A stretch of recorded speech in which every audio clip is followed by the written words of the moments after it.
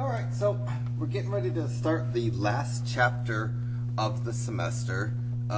This section I think is setting up to be a long one.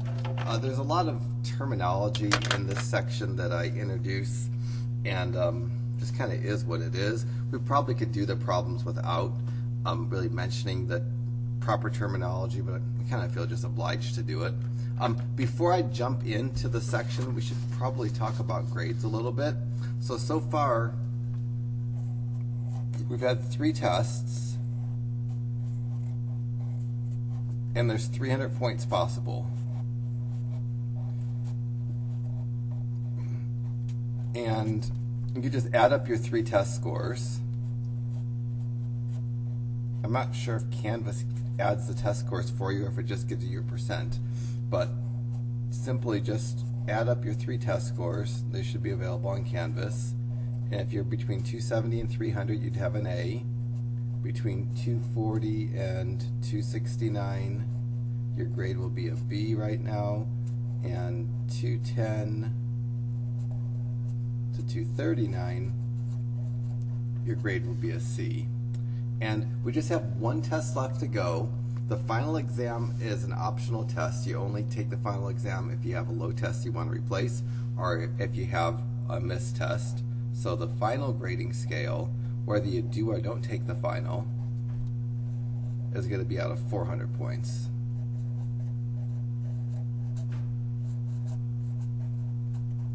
So the final grading scale is going to be 360 to 400 for an A.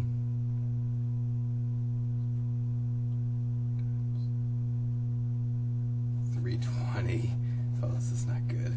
To 359 for a B. Couldn't do simple multiplication in my head. Can't really be setting up for a great lecture then.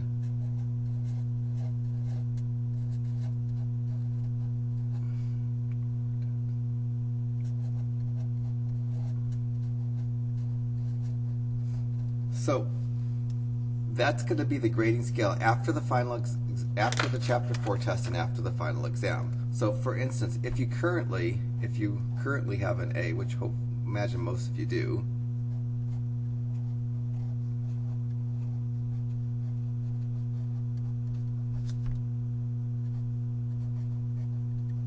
let's make something like 280 points, which is an A.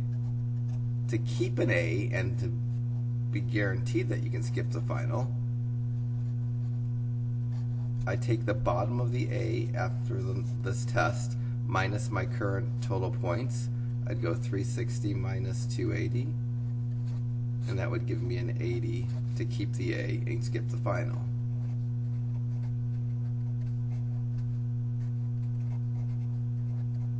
So nobody has to take the final. So if you're happy after the Chapter 4 test what grade your total point puts you into, then you can skip the final.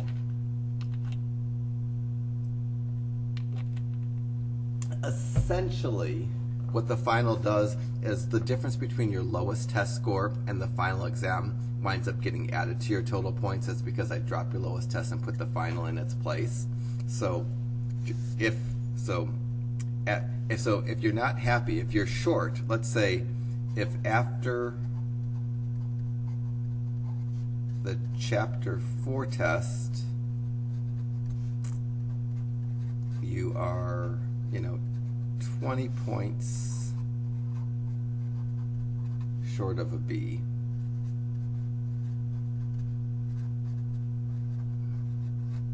then to get a B, you'd have to take the final, and you'd have to score 20 points higher than your lowest test.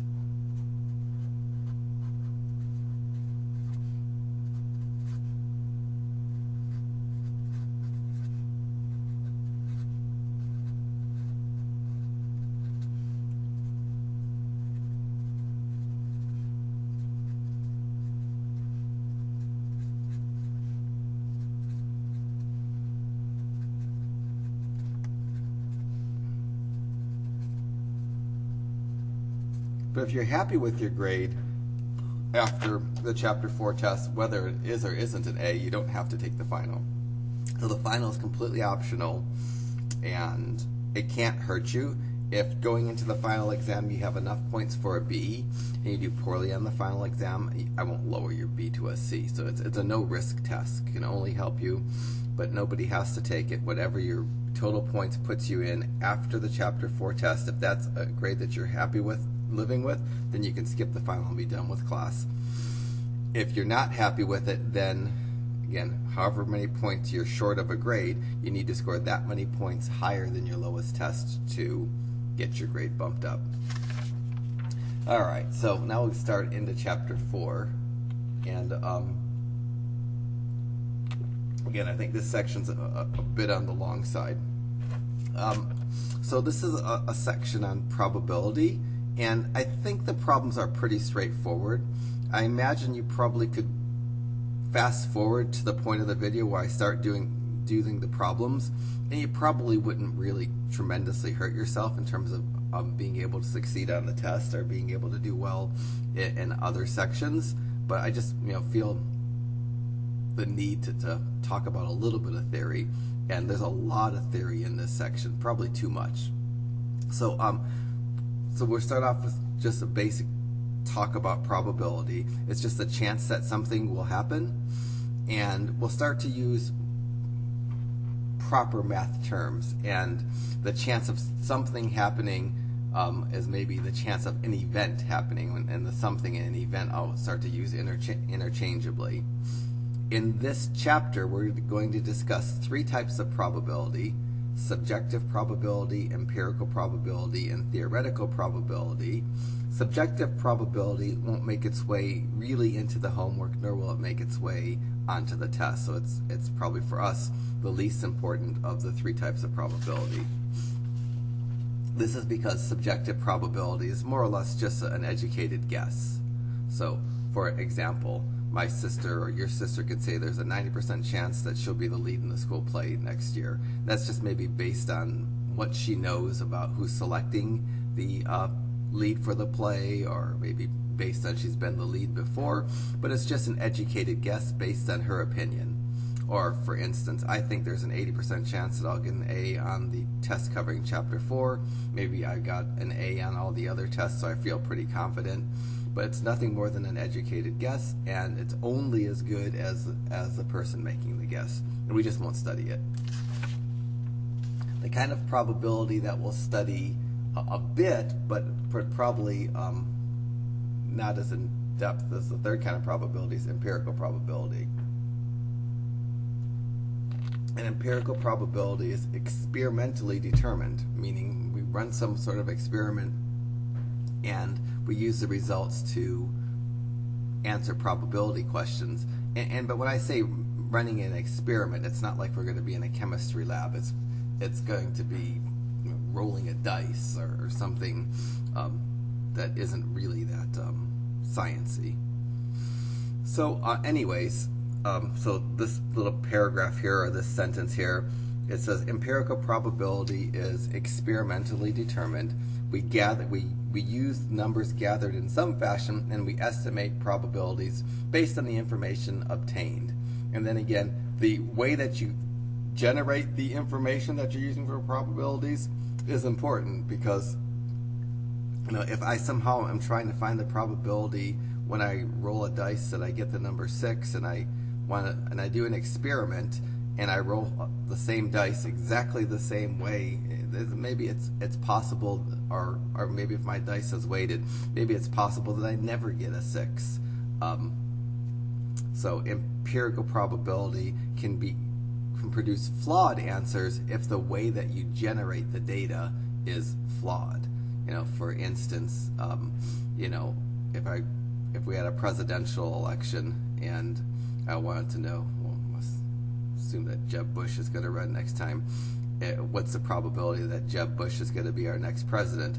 And if I called 1,000 people and 800 of them said Jeb Bush they think he'll be our next president, then my empirical probability would be there's an 800 out of 1,000 or 80% chance that Jeb Bush is going to be our president. I doubt that that's true, and that could be flawed. If everyone I called was like a Republican from Florida, then that's going to skew the data and make my empirical probability maybe not as accurate as if I randomly selected the people that I called for and asked that question. Anyways, usually when we're computing probabilities, we form fractions, and for the most part in our class we're going to write our answers to probability questions as reduced fractions. And there's a formula that we're going to use throughout the entire section, that the probability of something happening, and that's something we generally call an event. The probability of an event happening is the number of ways the event occurred during the experiment divided by the total number of different outcomes when we were doing the experiment to generate the data. Again, this is probably a little too theoretical right now because we haven't gotten far enough into the section for these symbols and words to make a lot of sense. But as we get through the section, it'll start to kind of make more sense. So again, probabilities are generally fractions. For empirical probabilities, the numerator is the number of times the desired result happened, or the number of times the event has occurred, and the denominator is the total number of outcomes to the experiment that we ran. So again, this formula is just, for me it's fine because I've done enough probability before, but for you it might not mean much of anything. But really, essentially, this tells me we make a fraction to form probabilities. The numerator has a number of times the desired outcome has happened. The denominator equals the number of total outcomes. So, first example, 100 GCC North students were asked what high school they attended. So, if you totaled up these students' responses, there's 100 students that are described in this survey. So this is an empirical probability. My experiment was surveying GCC North students, and those are the results. I bet you that's reasonably representative, although there's maybe out of 100, maybe more Sandra Day and Mountain Ridge students than that, and maybe less Sunrise. But for whatever it's worth, I made these numbers up based on, well, a subjective probability because I just guessed what the number should be. But we'll count these numbers as, pretend it's a real survey. Now I want to answer some questions. The first question is, find the empirical probability that a randomly selected GCC North student went to Mountain Ridge. So for an empirical probability, I'm going to use my data to make a conjecture. So if I pick just another GCC North student, what's the probability that they went to Mountain Ridge? Easy enough. I'm going to form a fraction. In the numerator, I'm going to look at the results of my experiment, and I'm going to find the number in my experiment, the number of outcomes in my experiment that have the desired result. And the desired result is they went to Mountain Ridge. Well, there were 20 students that were surveyed that went to Mountain Ridge. That's going to go in the numerator. The denominator of the fraction is the total number of outcomes in that experiment, and there are 100 different outcomes because 100 different students told me where they went to high school. I'm going to reduce that. Forgot my calculator this morning. I should probably get it because we're going to reduce a bunch of fractions, but I'll get it in when there's a better breaking point. So 20 over 100 reduces to 1 in 5. And that would be the answer to part A. That's the empirical probability, and probability based on an experiment. In this case, an experiment was a survey that a student went to Mountain Ridge. And the rest of what I covered up basically says that. Alright, so same question, but a little bit different. Find the empirical probability that a randomly selected GCC student did not go to Sunrise Mountain. So I need to form a fraction. The numerator of the fraction needs to have all of the items in the survey, or all of the students in the survey that didn't go to Sunrise Mountain. So I'm going to count the 26 that went to Sandra Day, the 20 that went to Mountain Ridge, the 14 that went to Boulder Creek. I'm not going to count the 10 that went to Sunrise Mountain and the 30 that went somewhere other than those 4 common high schools for us. That's going to give me 90 students. I just took 100 minus the 10 that went to Sunrise Mountain rather than adding those up. And so the numerator for this probability is going to be the 90 students that didn't go to Sunrise Mountain, and the denominator is going to be the 100 students that were surveyed, and you'll get 90 out of 100, which is 9 and 10.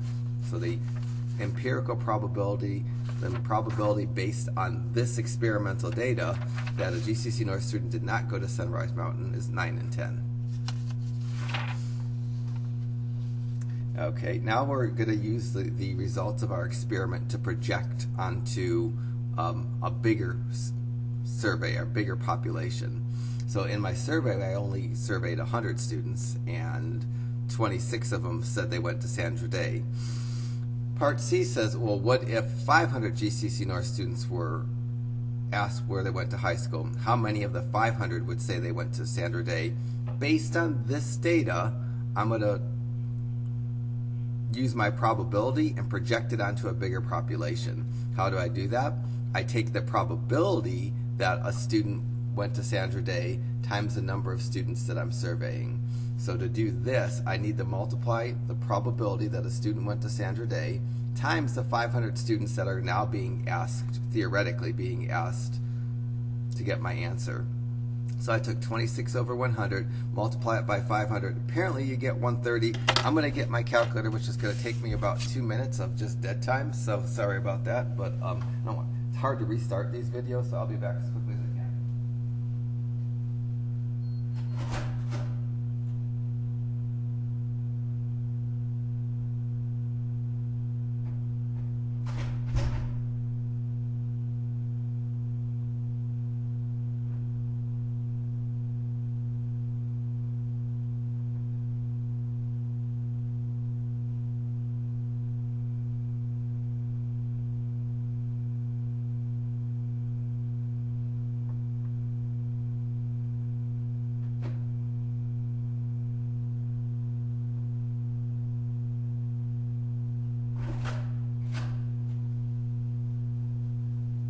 Alright, so fractions aren't really this calculator's strong suit, but since we've been using this calculator, I'll use it to do the fraction problems in this section, so I don't have to learn another calculator.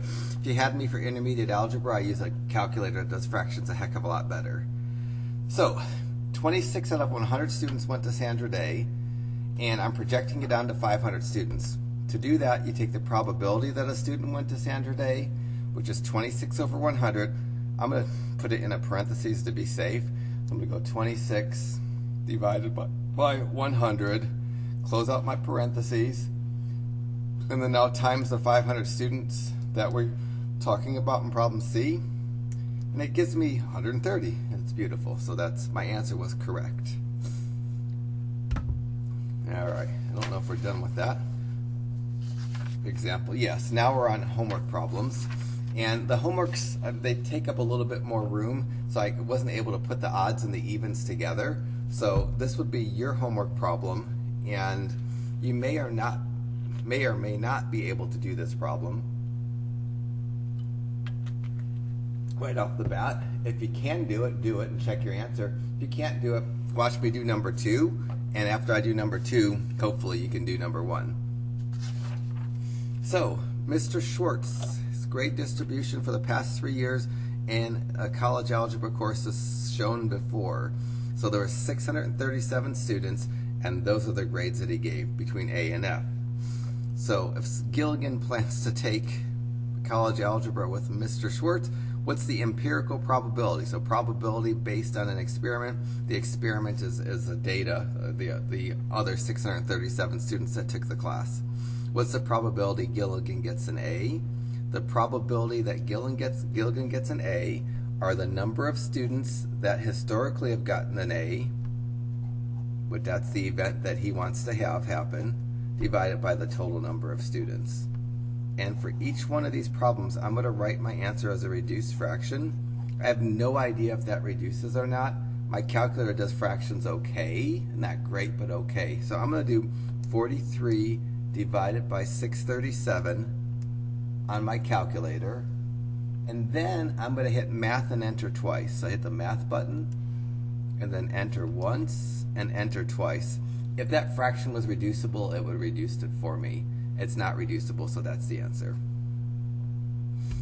What's the probability that Gilligan gets a C? It's going to be the 260 C's that were given over the 637 students.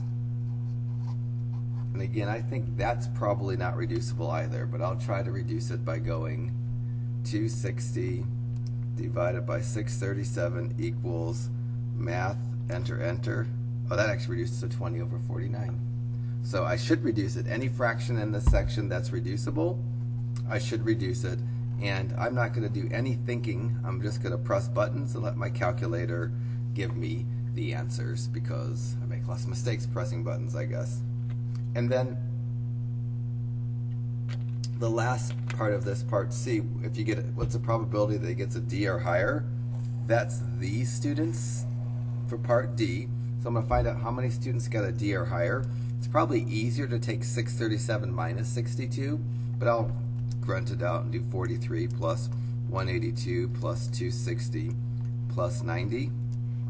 My numerator is going to be the 575 students that got a D or higher, or that didn't get an F, over the 637 students. Now I'm going to go 575 divided by 637, and then math, enter, enter, and that one doesn't reduce. So just in case you need to see it real quickly, there's your number 1. You can put that on, and it's basically exactly the same. Sorry about the spacing there. Sometimes I really have to fight Word in terms of formatting. I'd like to basically turn all formatting off. I'm not so sure how to do that. It says your problem 3, and your problem 3 and my problem 4 should have a real similar feel. Again, you may be able to just pause the video and do number 3 now and check your answer. If you can't, watch me do number 4, and then after I do number 4, hopefully you can do number 3. So, number 4, part A. Manufacturer tested 1,000 radios, 15 of them were defective. What's the empirical probability that a radio was defective? Well, the numerator is going to be the number of radios that were defective, which were 15. The denominator is going to be the number of radios that were tested, which were 1,000.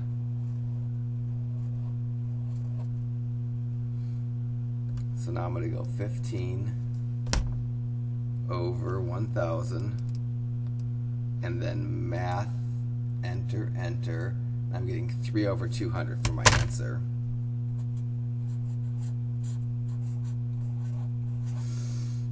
Estimate the number of defective radios in a shipment of 5,000 radios. Well, 5,000 is just 5 times 1,000, so it's just going to be 5 times 15, or 75. But to do this, I can take the probability that a radio is defective, which is 3 in 200, times the number of radios that are going to be shipped, which is 5,000, and I'll enter that on my calculator, and I best get 75, because 5,000 is 5 times 1,000, 75 is 5 times 15. But we can do this just fine by going parentheses 3 divided by 200 parentheses times 5,000, and I get 75. So again, your Charles Barkley problem works the same way.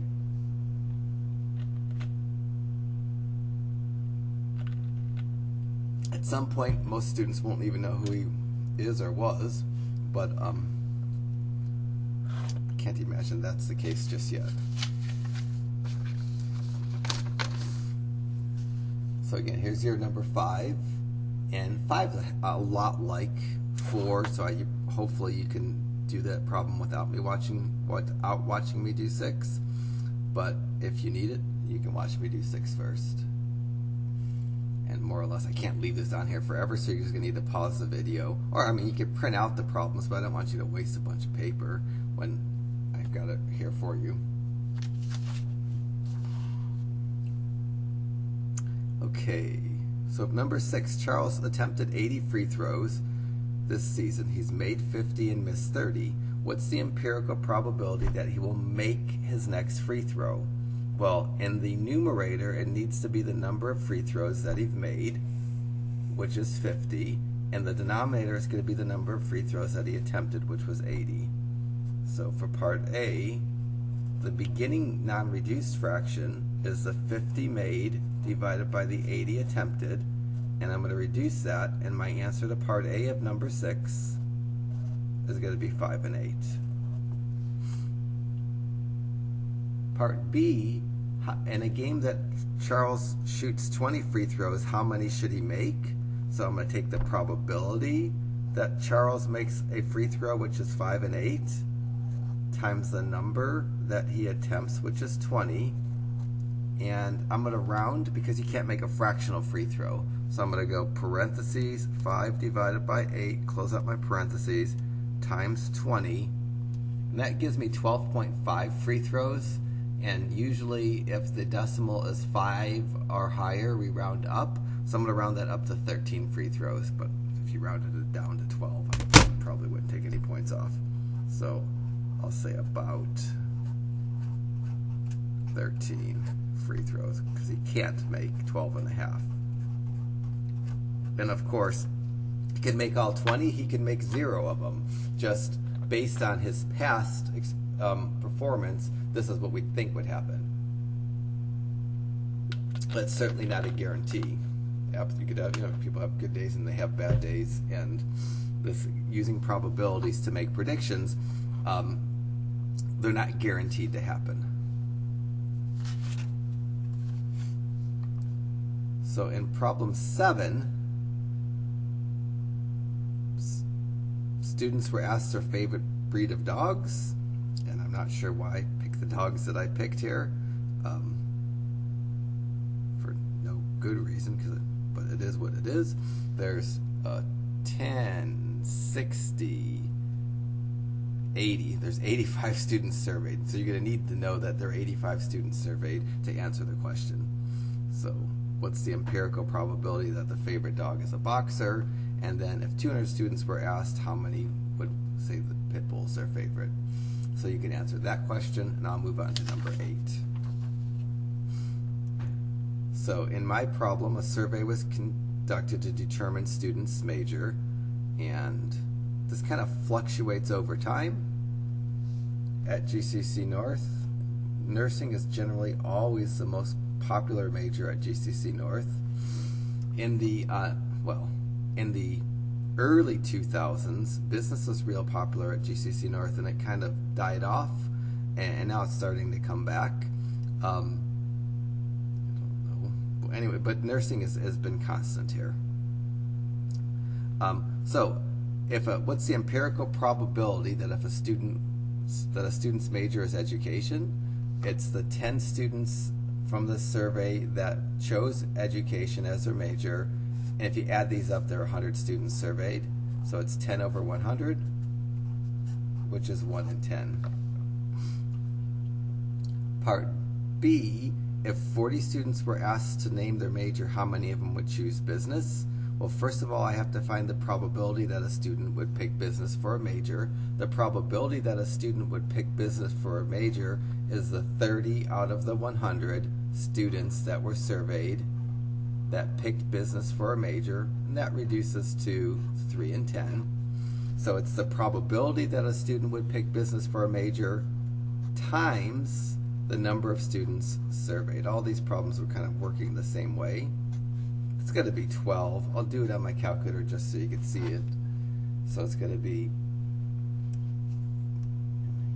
clear this out, parentheses 3 divided by 10. I'm not sure I need the parentheses there, but it can't hurt. Let me try that. If I did 3 divided by 10 times 40, I didn't need the parentheses at all then. I was just worried about whether it would think that 40 is in a denominator or not, and it didn't. All right, so next section is on theoretical probability. For computational purposes, it's not going to feel any different. Theoretical probability problems, and empirical probability problems, you won't even be able to tell we're doing one as opposed to another. Because to get the answers to the probability questions, we're just going to form fractions. The numerator is going to be the number of ways the desired outcome can happen. The denominator is going to be the total number of outcomes that can happen. So it's not going to feel any different. There is a subtle difference in terms of how problems would be constructed, but it's so subtle that you might not really notice it. When we get a few pages up, I'll try to contrast theoretical probability and empirical probabilities, just so you can actually see the difference. But quite honestly, you don't really even need to be cognizant of whether you're doing theoretical probability or empirical probability, because for all practical purposes, they're the same. And we can do most of the theoretical probability questions without knowing any heavy-duty theory or terminology. And there's a bunch of pages of heavy-duty terminology about to come your way. So if you wind up fast-forwarding to the examples and skipping over the definitions and terms that I start to introduce, it's completely fine. As I use the terms doing the homework, you'll probably be able to understand what you need to understand. So first thing I want to do is just show you a theoretical probability question. So we have a jar that has 40 white, 60 blue, 50 red, 30 yellow, and 20 green marbles.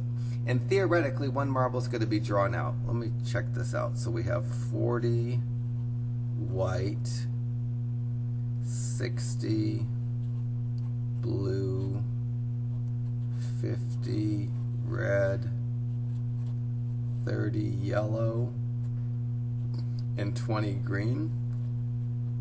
I think that's 200 marbles total. 100, that's 200 marbles. So we have a jar that has 200 marbles. I don't need to pick a marble out of this jar to be able to compute the probability of getting a specific colored marble. So I can theoretically imagine what's going to happen without actually doing it. And that's what theoretical probability is. Just based on some scenario that you can logically determine what you think would happen, use that logic to answer probability questions. So one marble is going to be taken out of this jar. What's the probability that the marble is red? Simple enough, because the numerator is going to be the number of events that would have a red marble. So I would say that there are 50 different marbles that I could pull out that are red, theoretically, and theoretically I can get any one of the 200 marbles. So the numerator is the number of ways the desired event can occur. There's 50 different red marbles. The denominator is the number of events that can happen. I can get any one of the 200 marbles. That's 25% or 1/4, but let me just do that real quickly. Go 50 divided by 200, and then math, enter. That gives me 1/4. So theoretically, there's a 1 in 4 chance that I get a red marble. And again, I haven't actually drawn a marble out, but I can still determine the probability, what should happen.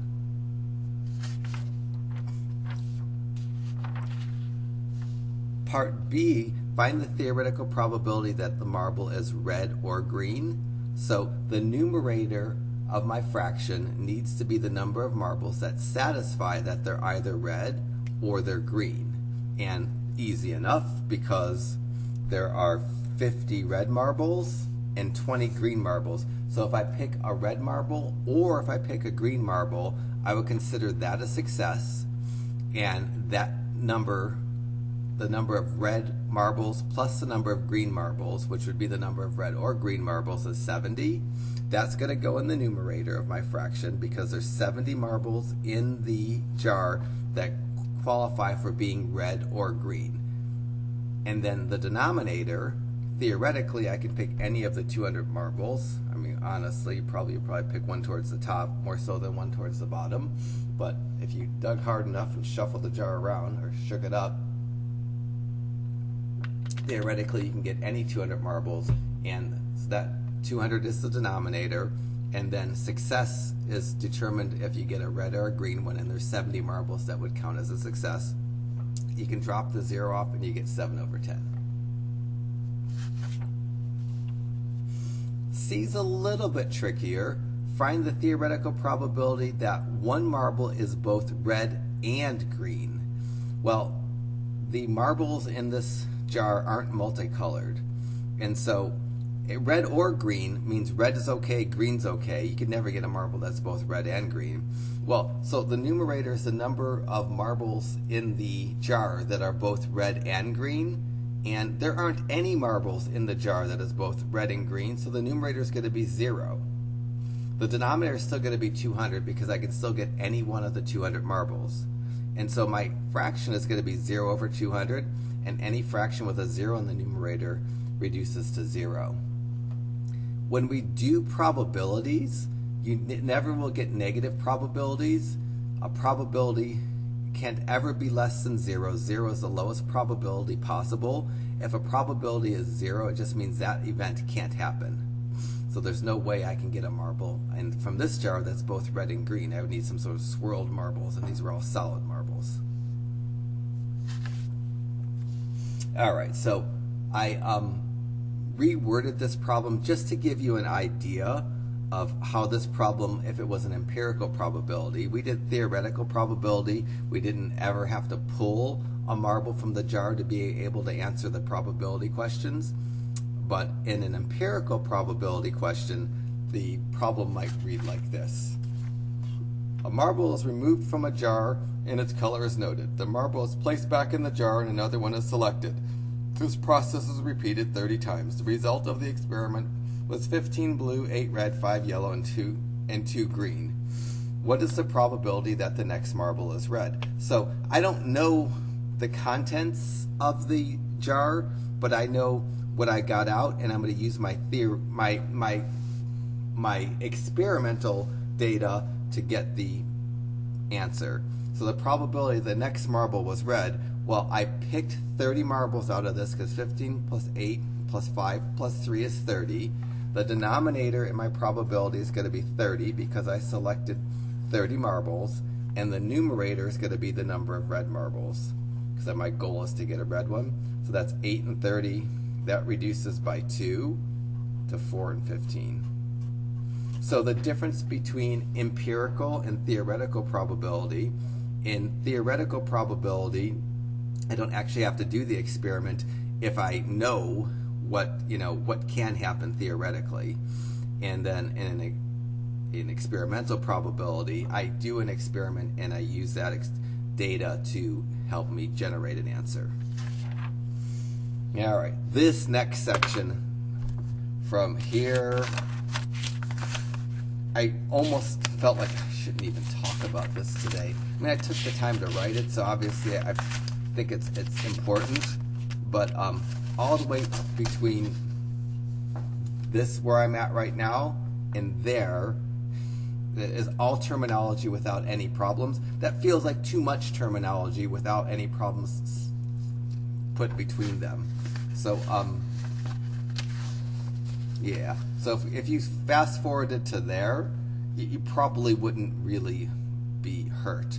But I teach, and I probably need to talk a little bit about this, but maybe I won't feel like it's, maybe I won't say everything in here.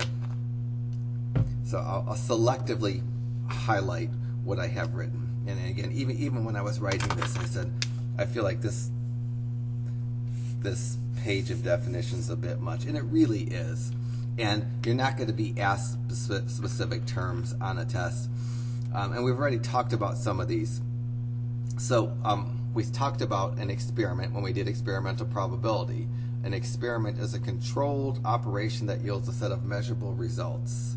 And in this chapter, we're going to do a few common experiments, picking a card from a deck of cards cards is one of the common experiments probability experiments we're going to do, and another one, rolling a six-sided dice, is going to be a probability experiment we're going to do.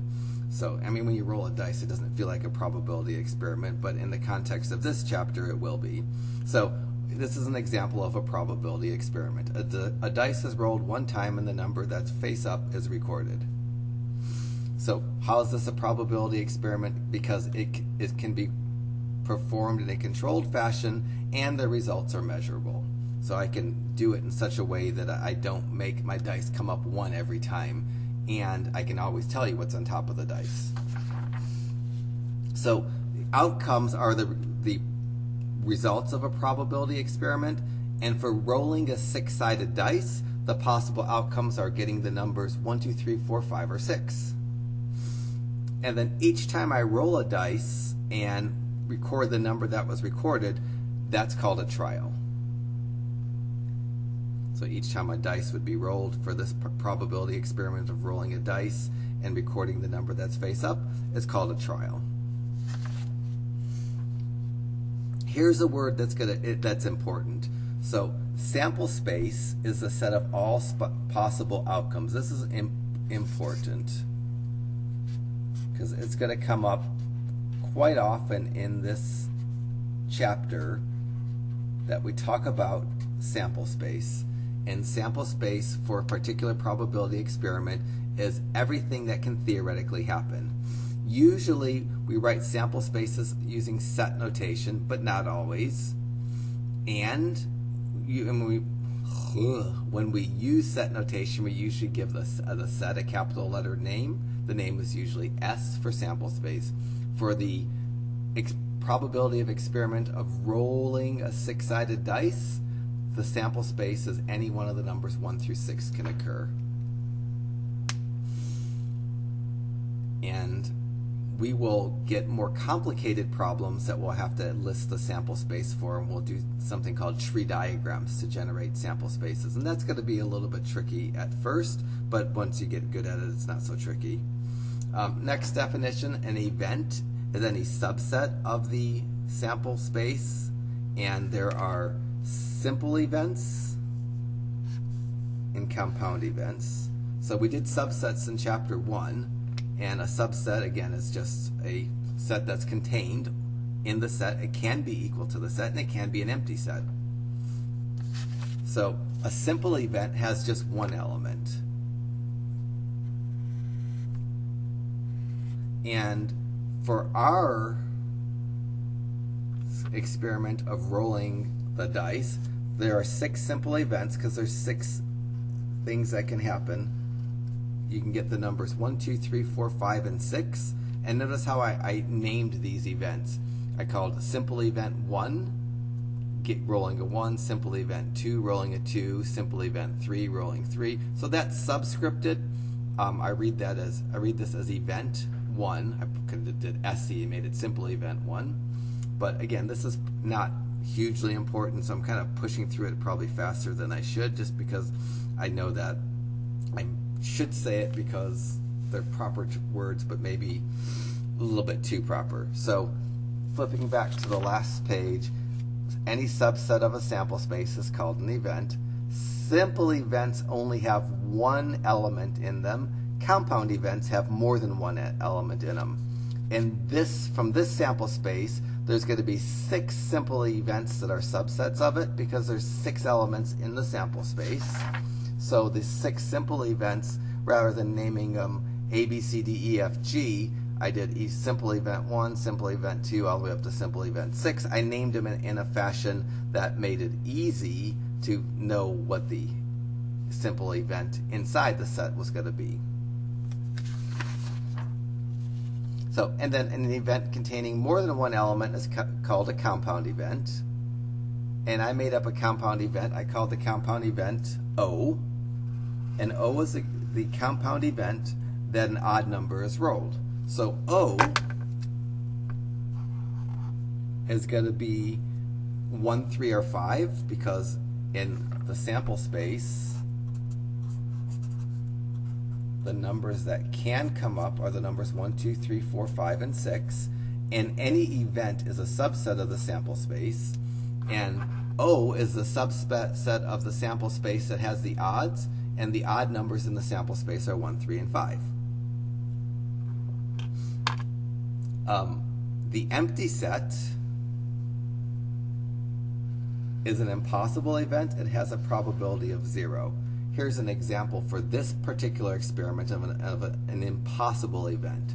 The event that a number greater than 7 is rolled, because that event, it's impossible with one roll of one 6-sided dice to get a number bigger than 7, because you only get the numbers 1 through 6. So that event is an empty set. It's impossible, and the probability of that event happening is 0.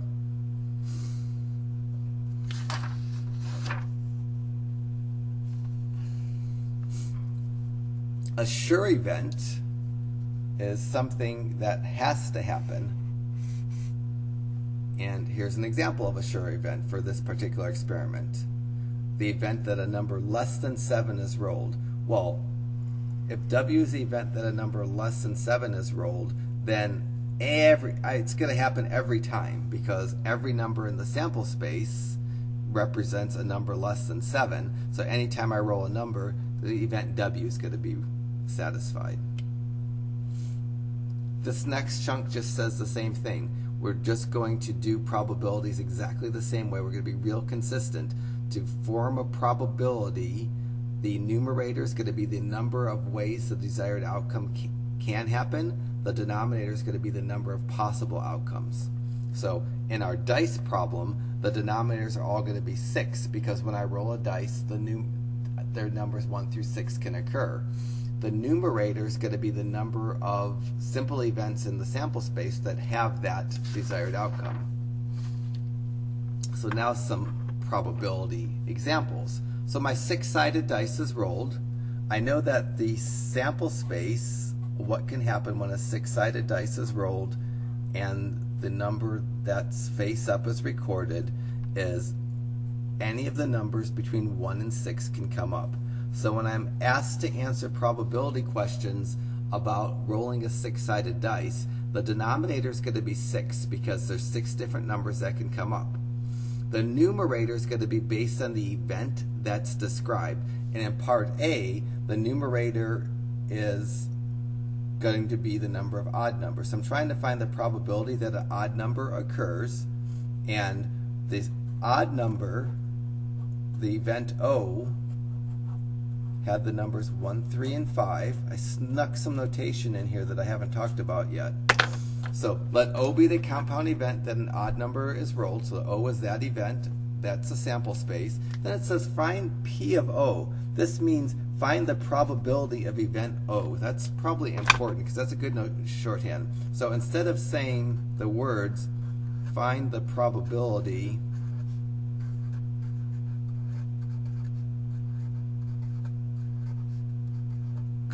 probability, sorry about that, probability, God, idiot, of event O. So instead of saying that, which is kind of a lot to write, especially when you can't spell probability, we can use this symbol. The P means find the probability, and then I'm using parentheses and putting the event name in the parentheses. So find the probability of event O, and so I need to know the elements that make up event O and the elements that make up the sample space. So the sample space has 6 elements, event O has 3 elements. The probability of event O, the numerator is going to be the number of elements in event O, which are 3. The denominator is going to be the number of elements in the sample space, which is 6, and that reduces to 1 and 2.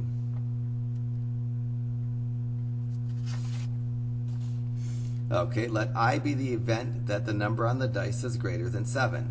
Again, the sample space for this question contains the numbers 1 through 6. So when I form my fraction, the denominator is going to be 6. And then I is the event that a number greater than 7 is rolled, and I isn't going to have anything inside of it. Should just be blank. because there aren't any numbers greater than 7 that can be rolled with a 6-sided dice.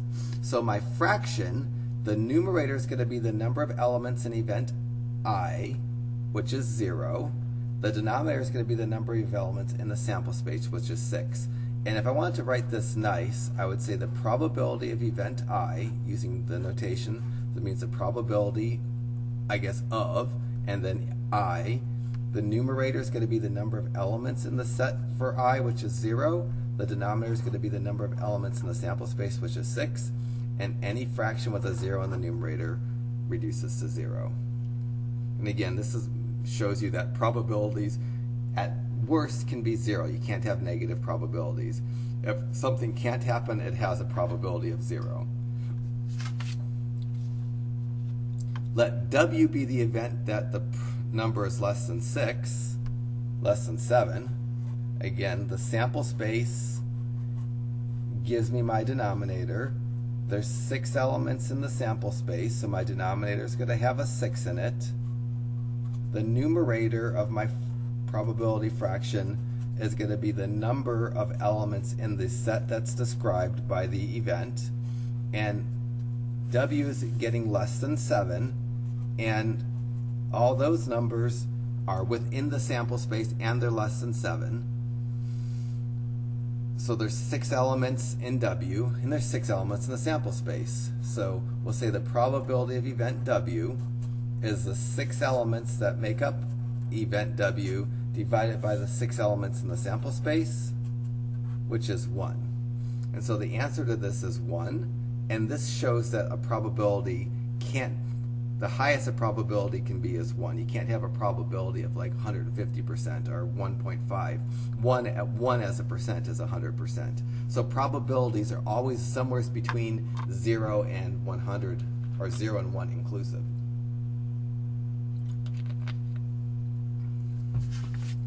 All right, so now you get a homework, I get a homework.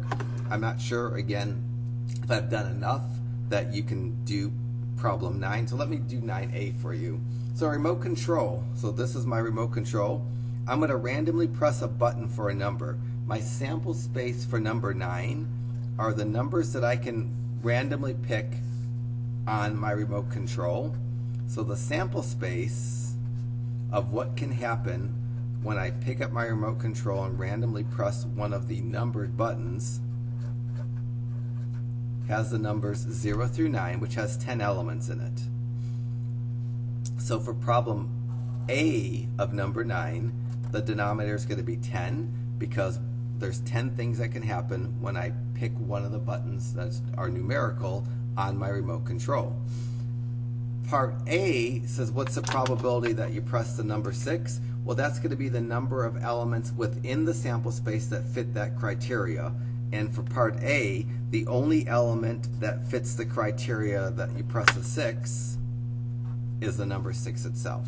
So the probability for number 9A is going to be 1 in 10. Hopefully you can do B and C with that as a structure. Each of the denominators is going to be 10 because there's only 10 numbers that can be pressed.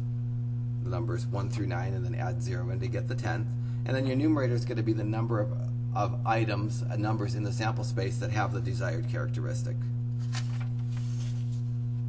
All right, so I have a keypad that has the Roman numerals 1, 5, 10, 50, 100, 500, and 1,000. Idiot. 1,000. What's the probability that the V is selected? Well, the denominator is going to be 1, 2, 3, 4, 5, 6, 7 because there's 7 different buttons that I might press on this keypad. The numerator is going to be the number of ones that satisfy that they're V, and there's just one of them. B is a lot harder because now I need to know these, I need to remember these. So these are really 1, 5, 10, 50, 100, 500, and 1,000. So those are the symbols translated to ordinary numbers. And again, the denominator for each of my probabilities here, if I'm picking one of these numbers, is 7, because there's 7 different numbers that can be picked. And then the probability that the number is greater than 60 would be those 3 symbols, which represent those numbers. So this is going to be 3 and 7. And then for part C, the denominator is going to be 7, because I could pick any of the 7 numbers. And the ones that are divisible, but evenly divisible by 10, 10 divided by 10 is 1, 50 divided by 10 is 5, 100 divided by 10 is 10, 500 divided by 10 is 50, 1,000 divided by 10 is 100. But those aren't easily divisible by 10, because 1 divided by 10 is a decimal, 0.1, 5 divided by 10 is a half. So the ones that are evenly divisible by 10 are the Roman numerals that ordinarily, in ordinary numbers, have zeros after them, and that's going to be 5 and 7 then. That's a little more advanced because it requires you to remember Roman numerals. I threw it in there just because I thought it was nice for you to see those again, just in case you get to take the final. Those will likely come up on the final. I couldn't imagine those making their way onto a Roman numerals making their way onto a chapter 4 test. Cards. So we need to know cards pretty well in this chapter. So I printed out a deck of cards, but it's not readable, but I'll try to make it more readable. So a deck of cards has 4 suits. So these are clubs, spades. Be nice if I could just write these with this, just because this is the closest to red that I have right now. Hearts and diamonds.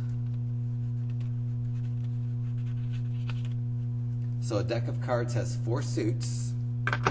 For what it's worth, the clubs and spades are black.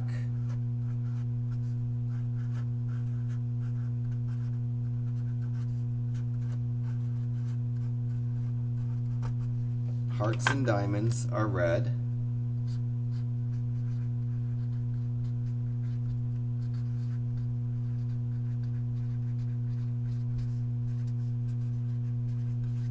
And there's club, spades, hearts, and diamonds are called suits. In a deck of cards, there's 52 total cards. And there's 13 in each suit. And the numbers go ace, 2, 3, 4, 5, 6, 7, 8, 9, 10, jack, queen, king. And for our class purposes, we won't really differentiate whether ace is low or ace is high. And in some games, it definitely makes a difference how you count the aces. But for us, it won't make a difference. So we have to be really familiar with the deck of cards. This diagram is somewhere in the handout, and I'm going to use it a lot in this chapter. So problems 11 through 30 are all card problems. 1 card is selected from a deck of cards. Because there are 52 cards in a deck of cards, for each of the card probabilities, my denominator is going to be 52. The numerator is going to be the number of cards that have the desired characteristic.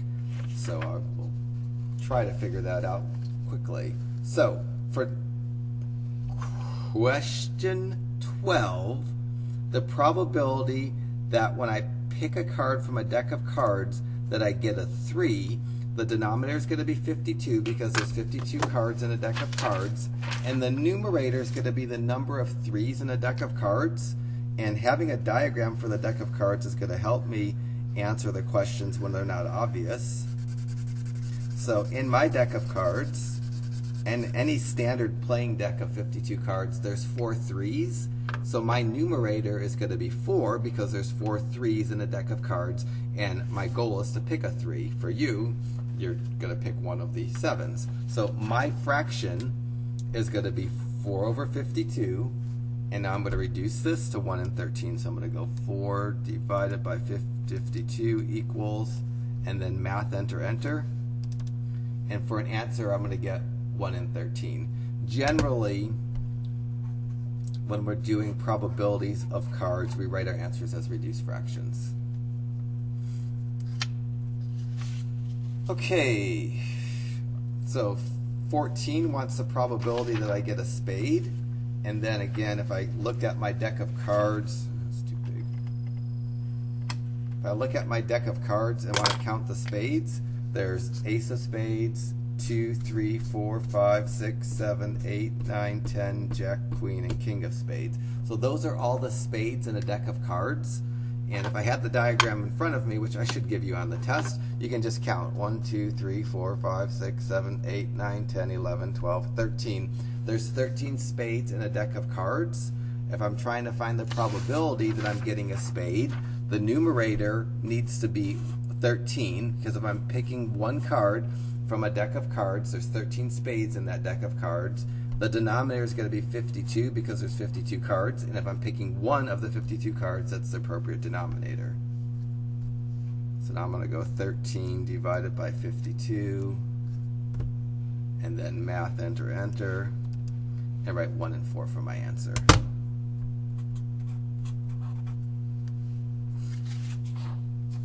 The next one is mine's a red card, and for me to get a red card, it's any of the hearts because they're red, which are 13 hearts, any of the diamonds because they're red, and there's 13 diamonds. So there's going to be 26 red cards in my deck of cards, so 13 hearts plus the 13 diamonds. I could just count them up if I couldn't do that. If I had a diagram, the numerator is going to be the number of cards that fit the criteria. I can just mark the cards that have the criteria and count them up. In this case, there's 26 cards that meet the criteria.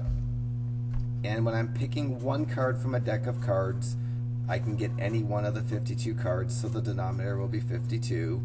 And I can reduce that without my calculator. That reduces to 1 and 2. The next one's a little bit trickier. I need to get a card that's both a queen and a black card. And so that's bidirectional. And the cards that count for that are these two queens. So there's 4 queens in a deck of cards, but I need to pick one card that's both a queen and a black card at the same time. That's the queen of clubs. That counts as being both a queen and a black card. And the queen of spades also counts as being both a queen and a black card. And to be successful, to be counted in the numerator of problem 18, you have to be simultaneously both. You have to be both a queen and a black card. Being a black card isn't enough. Being a queen isn't enough. You have to be both a queen and a black card. So my numerator for number 18 is going to be the 2 cards in my deck that are queens and black cards, the queen of clubs and the queen of spades. The denominator is going to be 52 because when I'm picking one card, I can get any one of the 52 cards. So this is going to be the 2 black queens over the 52 cards, and that's going to give me 1 and 26 for an answer. I'm reducing without my calculator, but you can reduce on your calculator if you want. 20 is a little bit tricky, and it's intentionally tricky. When I go to do problem 20, I need to highlight any card that is both a spade and a red card. Like in the last problem, I highlighted the cards that are both queens and black cards. But if I go through the spades, because it has to be both a spade and a red card, well, these are the spades. These are the red cards. You notice there's no overlap. There's no card that's both a spade and a red card, because if a card's red, it's a heart or a diamond. If a card's a spade, it's black, it's not red. So then there's no card in my 52 cards that I can say that's a spade and it's a diamond at the red card at the same time. So the numerator is going to be 0 because there's no card that's both red and spade at the same time. Whereas there were cards that were black and queen at the same time. So the numerator is going to be 0 because there's no cards that fit the criteria. The denominator is still the 52 cards you could pick when you're picking one card, and 0 over 52 reduces to 0.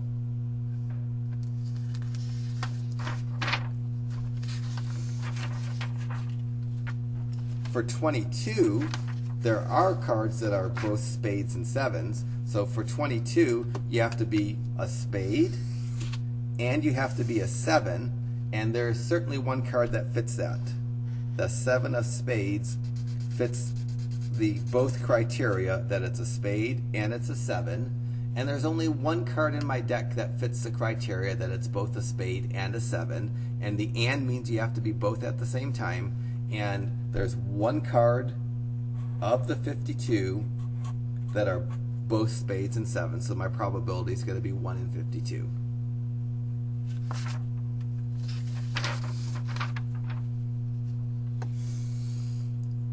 '23 and 24 kind of work the same way. For 23, we need to be a red card. For 24, I need to be a red card, which are those, and I need to be a 4, which are those. And there are two cards that are both red cards and 4s. Both the 4 of hearts and the 4 of diamonds count as red cards and 4s. So the numerator of my probability for 24 is going to be 2. The denominator is still 52 because when you're picking one card from a deck of cards, you can get any one of the 52 cards. My numerator is going to be the cards that have the look that I want, which is a red 4, which would be the 4 of hearts and the 4 of diamonds.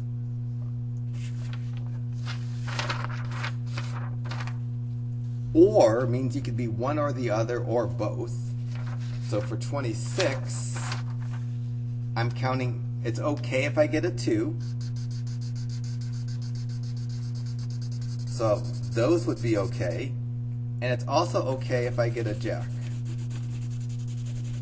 So those are okay. All of these, those 4 2s and the 4 jacks, they fit that this card is a 2 or a jack. So for or, you could be one or the other, or both, but you can't be both a 2 and a jack. So for 26, the numerator is going to be 8. There's a big difference between or and. Or counts any card that fits one or the other, and you have to have both criteria at the same time. Now let me reduce this fraction. 8 divided by 52, math, enter, enter, and I get 2 and 13.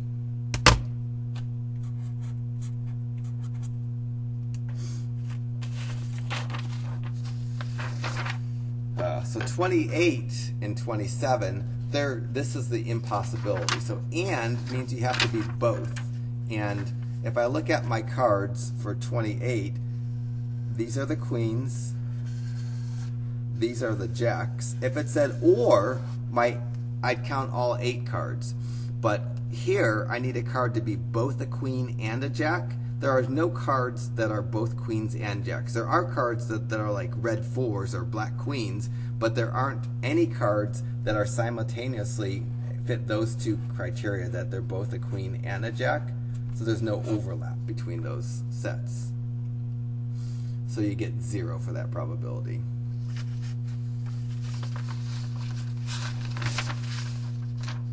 And the last one, a jack or a king, is going to be the same thing. There's no card that's simultaneously a jack or a king, because the jacks and the kings don't have any commonality. Like jack or a red card would be different. Alright, that's the end of the card problems for this section. Now we're getting into spinner problems. My nephew does spinner problems and he's in grade school, so hopefully you've done these before. This is a dart problem, which is essentially a spinner problem. So we have a target that has 3 regions, but one region is big. And I'm going to throw a dart at this, and we're not going to count if it lands on a line. And we're going to write the color of the region that it lands in. So what I'm going to do is I'm going to make 4 equal-sized regions. So I'm going to divide this purple region up into 2 smaller purple regions. So now I have 4 equal-sized regions, and when I throw a dart at this, it can land in one of the 4 regions. My denominator is going to be 4, so I need to make equal-sized regions. And the numerator is going to be the number of regions that have the desired outlook. So for you, for 31, the probability that the dart lands in the blue region, the denominator is going to be 4 because there's 4 equal-sized regions when I make them equal size, and then the numerator is going to be the number of regions that are blue. For 32, the probability that dart lands in a red region, The denominator is going to be 4 because I made 4 equal sized regions. The numerator is going to be 1 because one of the regions is red.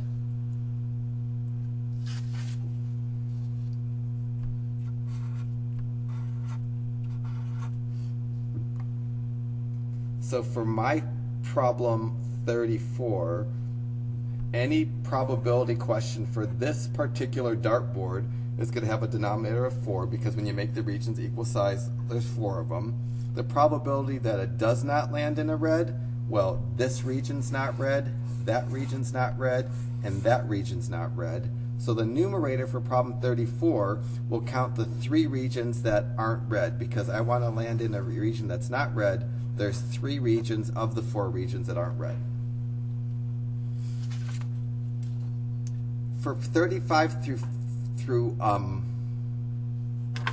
38, I need to take this and make it into 6, something like that.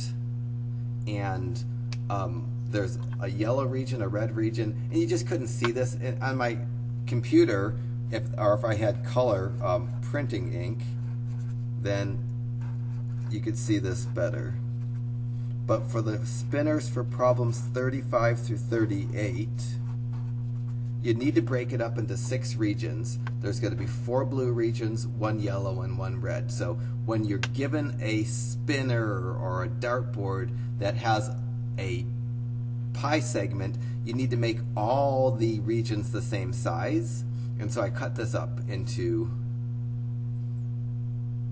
equal size regions. And now there's actually a spinner on here. So I'm going to spin it as opposed to throw a dart at it and look at what region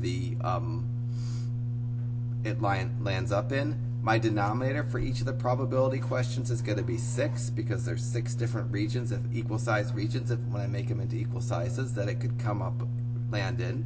We won't count again if it lands on a line. And then what's the probability for 36 that it lands in a red region? I look through here, there's 1 red region when I make them into equal sized regions of the 6. For 38, again, let me just do this.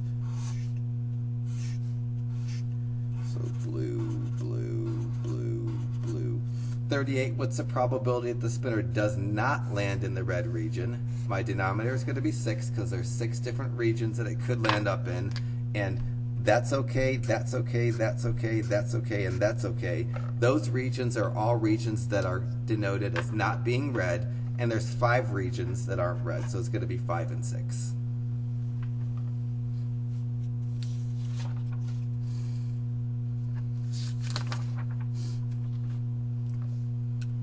All right, completely new problem, but not terribly hard, really. All these problems kind of fit together the same way. Even as complicated as they could start to look, they're all going to solve the same way. So we're going to take pieces of paper, and we're going to put each of the letters of the word Mississippi on its own piece of paper.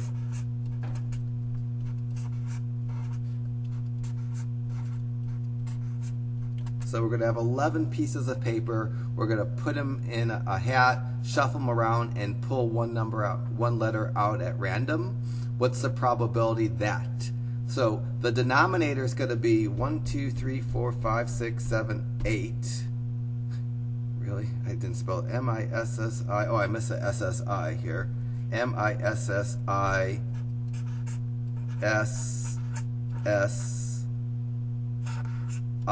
P-P-I. So there's all 11 letters. So the denominator for our problems is going to be 11 because there's 11 letters that I could choose from this hat because there's 11 slips of paper in this hat. And then the numerator needs to be the number that have the criteria that I want. And in 40, it's an I or a P. So I'm going to count that in 40, that in 40, that, and that in 40. So in problem 40, I'm going to count 1, 2, 3, 4, 5, 6. The 6 letters that are I or P. For your 39, you're going to count any letter that's not an S.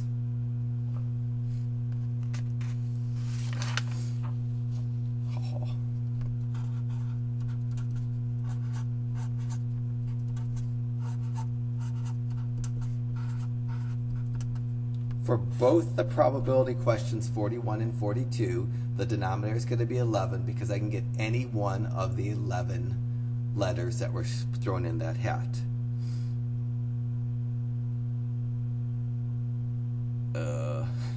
For 41, your numerator is going to be 0 because there aren't any W's. For my 42, it's worded a little bit clunky. Any letter that's not a W is going to be okay, and every one of these letters qualifies as they're not a W. So for you, your numerator is going to be 0 because there's no W's. You want to get a W, but there aren't any. For me, if it's not a W, it's okay, and every letter here is not a W. So I get a 1. That's a kind of an awkwardly worded question.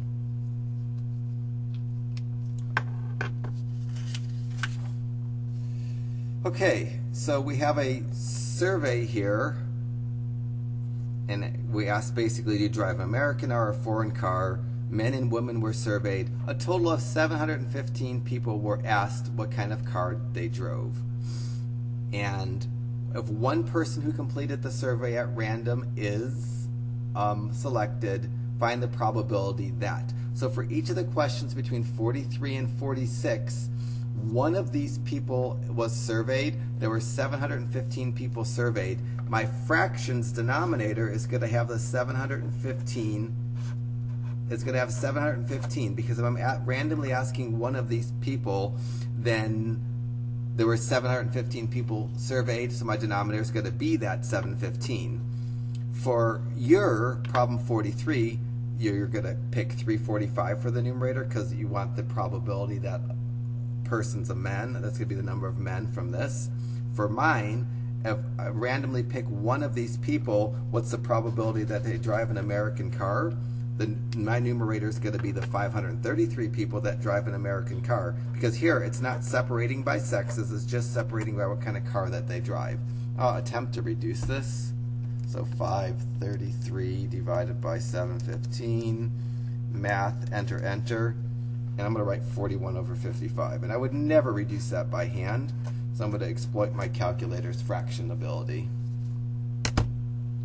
So for 45 and 46, we're going to use the same table. My denominator is going to be 715 because 715 people were surveyed. And now for 46, I want to count the person has to be a man and they drive an American car. So for 46, I need that number because that's the number of in the survey that were men that drove American cars. So it's going to be 260 over 715. For yours, 45, you want a woman that drives a foreign car, so I'll let you snag the number for that to finish up your fraction. Now I'm going to reduce my fraction, so I'll go 260 divided by 715, math, enter, enter, and I get 4 and 11. I think we're just about at the end of this section. 47 through 50 might be, and that is the end. So 47 through 50, 800 people were asked what kind of phone they had. We separated them between men and women. They had iPhones, Galaxies, or some other phone. So if one person is selected at random, what's the probability that? The denominator is going to be 800 because there were 800 people surveyed and we're picking randomly one of the 800. The numerator is going to be the number within that survey that fit the criteria. For my problem 48, they need to own an iPhone, and we're not separating here between man and woman, so my numerator is going to be 350. For you, you're going to put, well, you can figure out what to put there. So 350 divided by 800, math, enter, enter. I'm going to get 7 over 16 for my answer to 48. And then the last two problems, 49 and 50. 49 is a woman that doesn't own an iPhone, and for me it doesn't own a Galaxy. It's a little bit harder here. My denominator, whether I'm doing 49 or 50, is going to be 800, and doesn't own a Galaxy, I'm going to count the 350 men and women that owned an iPhone and the 300 that owned an other. So for my doesn't own a Galaxy, of the 800 people, 150 owned a Galaxy, 800 minus 150 is 650, or 350 that owned an iPhone, 300 that owned another is 650. My numerator is going to be 650 because there's 650 people that don't own a Galaxy. Now I'll reduce that. So 650 divided by 800, math, enter, enter. I'm going to write 13 over 16. So very consistent. I'm writing all my answers as reduced fractions unless I was told to do something different. In a probability question, we're going to stick with writing reduced fractions as our answers. So that's kind of the foundation for this chapter. So you need to get this section down really well in order to kind of move smoothly through the rest of the sections. Although it's going to feel like some of the sections are a little bit disjoint from this. They're not all going to just flow together nicely, but you'll definitely need this as your building blocks. If you don't have this section down, then the rest of the section is not going to go as nicely as you'd want it.